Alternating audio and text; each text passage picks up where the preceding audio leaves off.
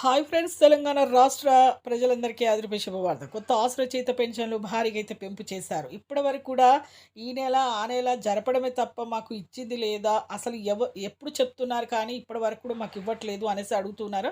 అలాగే కొత్త పెన్షన్లు కూడా ఎప్పుడు పడుతున్నాయి? ఎవరెవరికి ముఖ్యంగా పడుతున్నాయి? తెలుసుకునే ముందు లైక్ చేయండి, షేర్ చేయండి, సబ్స్క్రైబ్ చేయండి. పక్కన bell icon all symbol button గంట సింబల్ నొక్కితే నేను వేసే లేటెస్ట్ అప్డేట్స్, వీడియోస్ నోటిఫికేషన్స్ మీకు వెంటనే అయితే వస్తాయండి. లేట్ చేయకుండా వీడియోలోకి వెళ్ళే ముందు ఒక లైక్ మాత్రం మర్చిపోద్దు. 10 మందికి ఈ వీడియో వెళ్ళాలంటే వాళ్ళకు కూడా ఇన్ఫర్మేషన్ తెలియాలంటే ఒక లైక్ అయితే చేయాలి. ఇక లేట్ చేయకుండా అయితే వీడియోలోకి అయితే వెళ్ళిపోదాం. పాత వరకైనా కొత్త వరకైనా వృద్ధులకి, వితంతులకి, ఒంటరి మహిళలకు 4,000, వికలాంగులకు 6,000, హెచ్ఐబీడీ, చేనేత, మగ్గం కార్మికులకు 4,000 అండి. డయాలసిస్ వారికి కూడా 4,000 ఇస్తున్నారు.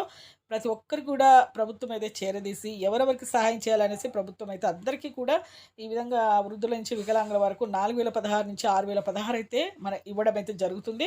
ఇప్పుడు 14,000 కోట్ల రూపాయలైతే విడుదలైతే చేశారు. కానీ అది సరిపోవట్లేదు అమౌంట్ అనేసి మన సీఎం రేవంత్ రెడ్డి గారు అయితే చెప్పడం జరిగింది.